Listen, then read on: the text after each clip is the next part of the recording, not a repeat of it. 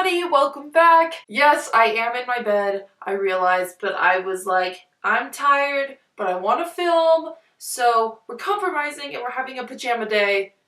I'm in my pajamas, and yeah, I'm cold. If you notice, I have 2 cats on my bed. If they make any sounds, please ignore them. The reason why I'm filming this while looking like a trash can because I just woke up is because I really wanted to film this right away to get my actual reaction, and I didn't want to wait, and this is the only time I could film it, and I didn't have time to get ready, and so let's just go. So today we are going to be discussing Throne of Glass by Sarah J. Maas. I know I'm really far away, but I'll put a picture of the cover right here. That's the cover if you recognize it. And okay, let's talk about the book. So obviously this is the non-spoilery section, so if you have not read the book, you can watch until later and I'll tell you when to leave. Oh, speaking of leaving, there goes my cat. So this book is the first book in a series of 5, 6? A lot of books. This book takes place in a land called... Oh, while we're about to start talking about names and stuff, I just wanted to say, if I pronounce anything wrong, or I say something weirdly, disclaimer, I don't know how to pronounce it, so if you know how to pronounce it and you want to share, tell me below, and I'll try and fix my pronunciation, but as of now, this is how I'm going to pronounce the names and the places and the things, because I don't have a thing that tells me how to phonetically say it. Okay? Okay. So this book takes place in a land called Irelia, and it's about this girl, and her name is Celaena Sardovian, and she is basically the world's greatest assassin. I'm cold. She has been imprisoned in this camp because of her crimes. However, the king has decided he wants to have this competition to find his champion. And a champion is basically the assassin that works for the king, killing whoever he wants without questioning it. And so basically she is chosen as one of the candidates to be put in this competition against, I believe, 23 other people. The whole idea of this test is they're going to go live in the castle for a few months, I believe, 13 weeks, and compete against each other in tasks and tests, and they will be slowly eliminated over the course of time, and whoever ends up winning all the tests and the final duel will become the assassin for the king. And so Celaena actually doesn't really have a choice because it's either stay at the camp and die or go. And if she wins this competition, she'll have to serve the king for 4 years, and then she will have her freedom and all of the crimes against her will be completely ignored and she can just live a normal life. And so she takes the opportunity and she competes to become the champion in this competition. However, there's a twist because while she is staying at the castle, people start dying. And not in a normal way, they start getting brutally murdered. She basically has to figure out what is happening while she tries to win this competition against so many other people. I thought of like a perfect summary for this book. If you like Hunger Games and Graceling, it is a perfect combination of the two, and it's just so good. I can't believe I didn't read this book earlier. I've had this book sitting on my shelf for over a year, and I haven't read it. Okay, that's basically all I can say without spoiling the rest of the book. I gave a pretty good summary. I feel like that was one of my stronger summaries. So, if you have not read the book, now is your time to leave. Go and read this book and come back and watch the video, and we will discuss all the things that happened because I took so many notes on this book. Go read this book and then come back, okay? Okay, everyone's read the book. I assume if you haven't, you're just spoiling yourself and you suck. So let's get out the notes. So let's just start off with what my first impression was. My first impression apparently was, okay, why didn't I read this book 10 years ago? I'm stupid. I love the idea of the competition and I absolutely love the beginning. And then I said, will the ship pull through? Because I am so obsessed. Hello, Ghost. Thank you for that dramatic entrance. Because I am absolutely obsessed with Celaena and Dorian, like, forever, for life. I love them so much. Like, I don't have a problem with Kale, but like, I don't ship it. Like, I don't have a problem with him. I really do like Kale, but like, I feel like they'd be better as friends.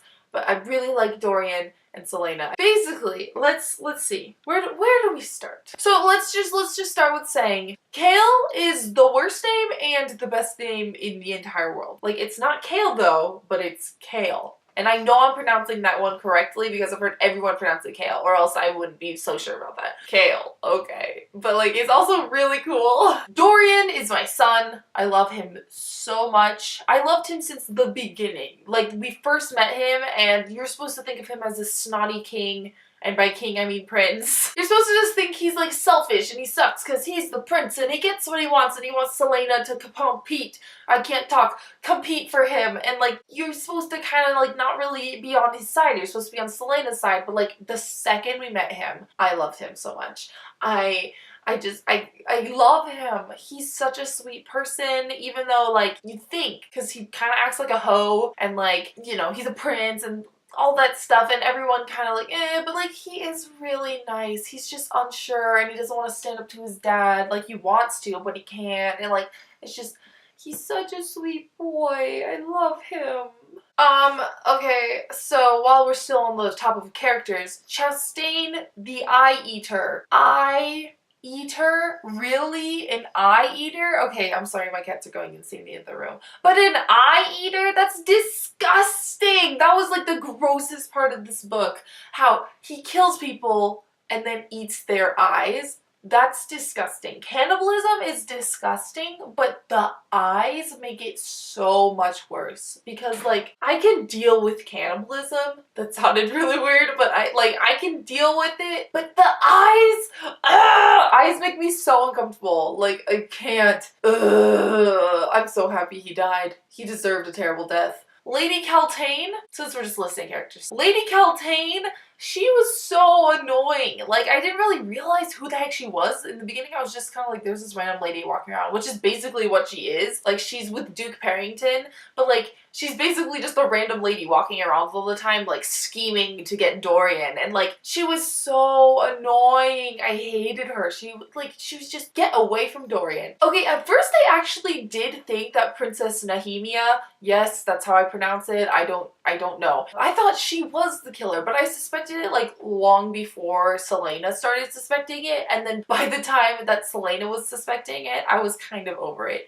Because like, when she first met her and she shook her hand, she said she had calluses on her hands where you'd hold a knife or a sword or whatever it was. And I was like, that's awfully suspicious. She's a princess. She shouldn't be holding things like that. So I was suspicious of her in the beginning and how she was so like scared of mentioning the word marks. Pronunciation, I know, just go with it. She was like, oh, I don't know what they mean. Stop talking about them. And I was like, but you do though. You know. You're faking it. And so I was pretty suspicious of her in the beginning, but then I ended up really liking her, and then Selena started being suspicious and I was like, no man, it's gotta be Kane. It's gotta be. And then it was.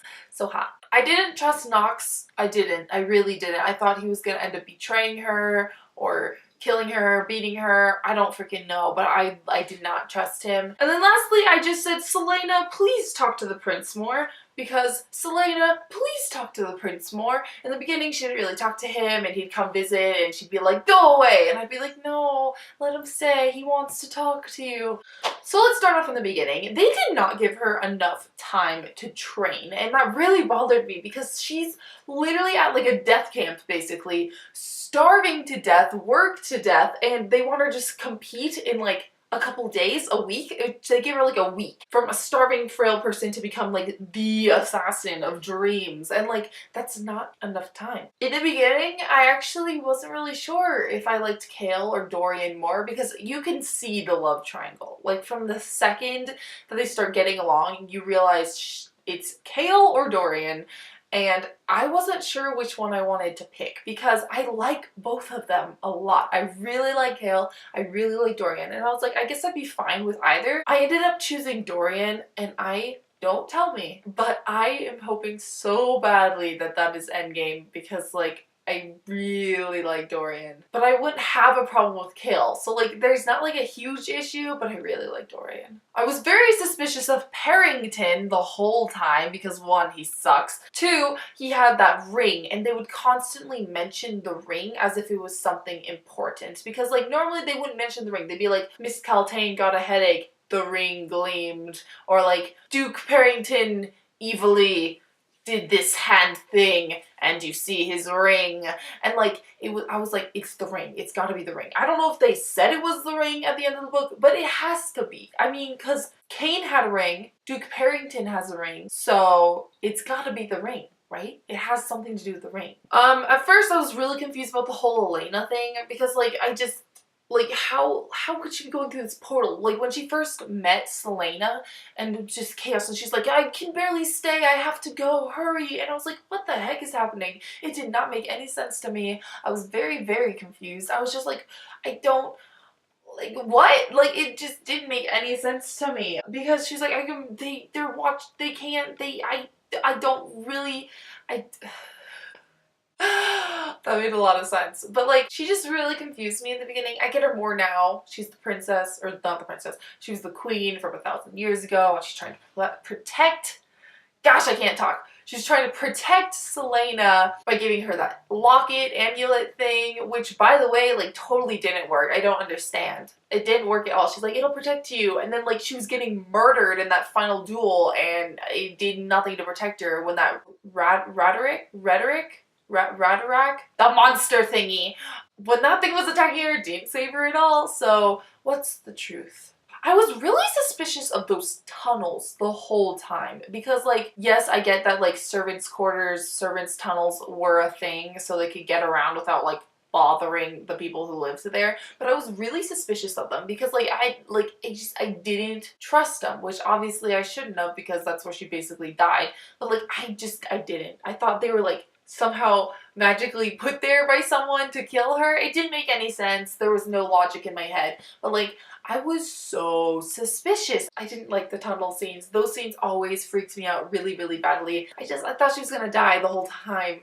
And I was just like, ooh. Okay, since I'm thinking about Princess Elena, let's talk about the cover. Here's the cover. I know I'm far away. Here's a picture. It's a picture of a woman, obviously an assassin, a killer. So you'd think it's Selena because she's got knives, she's got that belt, she just looks overall really cool and dangerous. And you're like, wow. But they mention specifically many, many, many, many times that Selena has golden hair. This person does not have golden hair. They have silvery white hair, which Princess Elena has. Princess Elena was said to have silvery white hair. So I'm very confused. Who is this on the cover? Is it Selena? Is it Selena and the artist decided no gold hair, we're gonna go whitish silver? I want to know who it is. This isn't supposed to be like a conspiracy theory thing. I just want to know who it is. So if you know who it is, tell me down below. Unless it's a spoiler. I don't think it would be though, because she's on all the books. Is it Selena?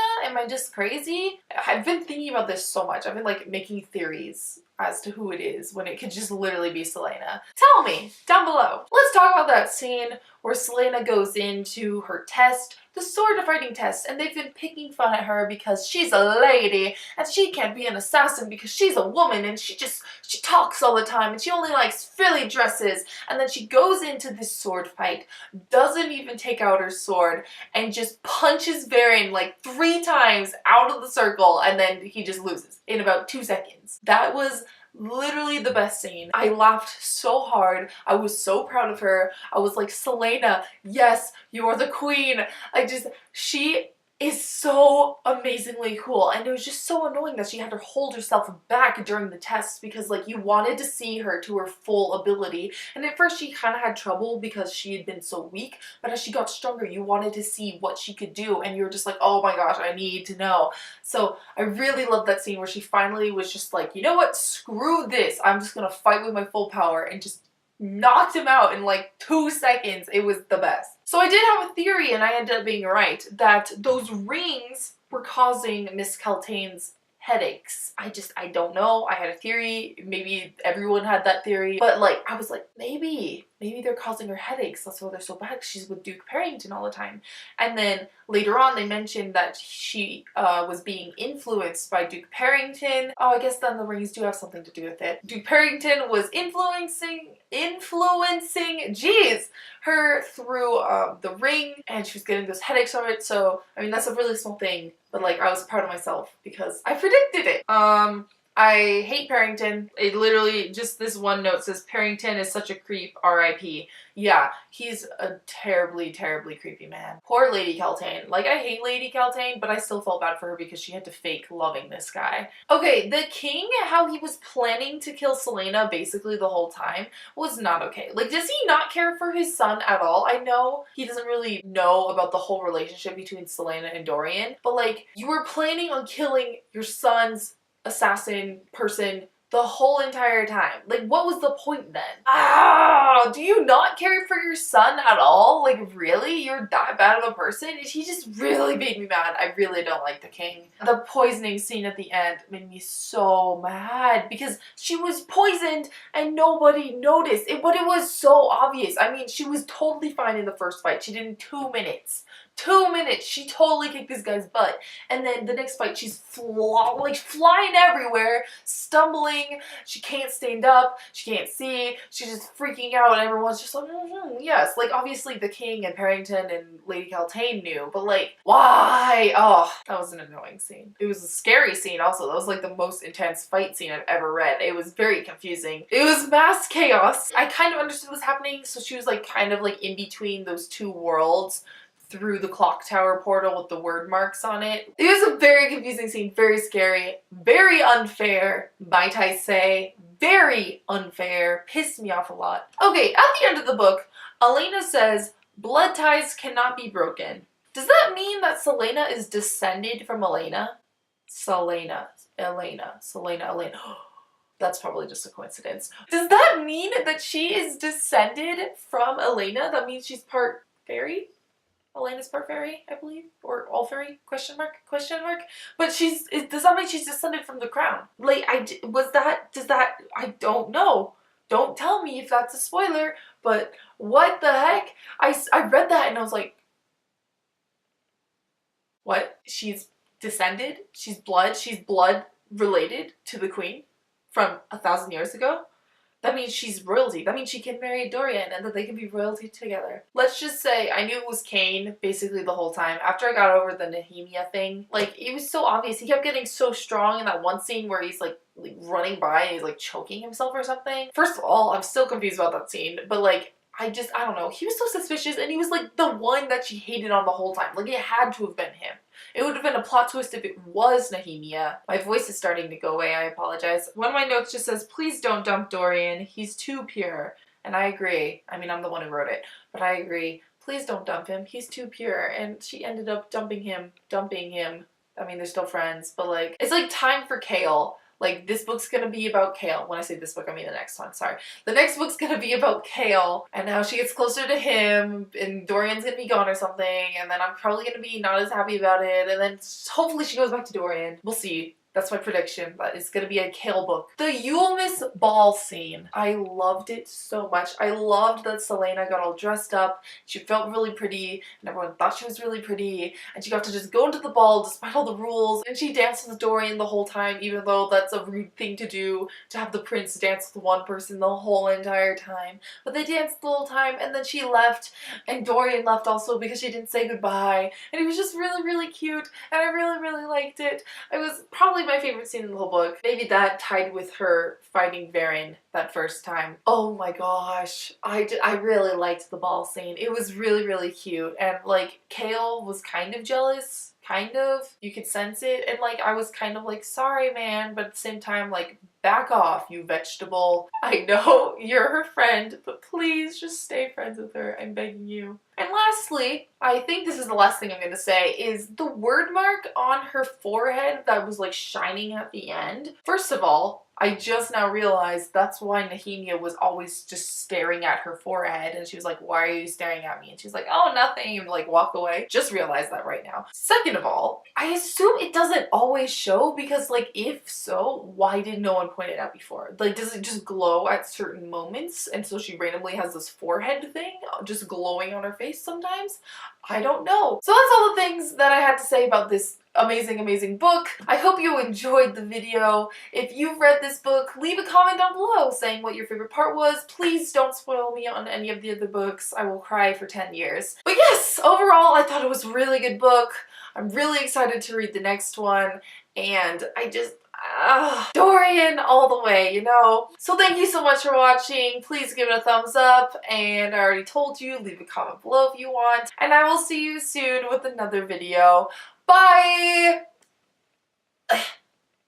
Imagine I'm covering it.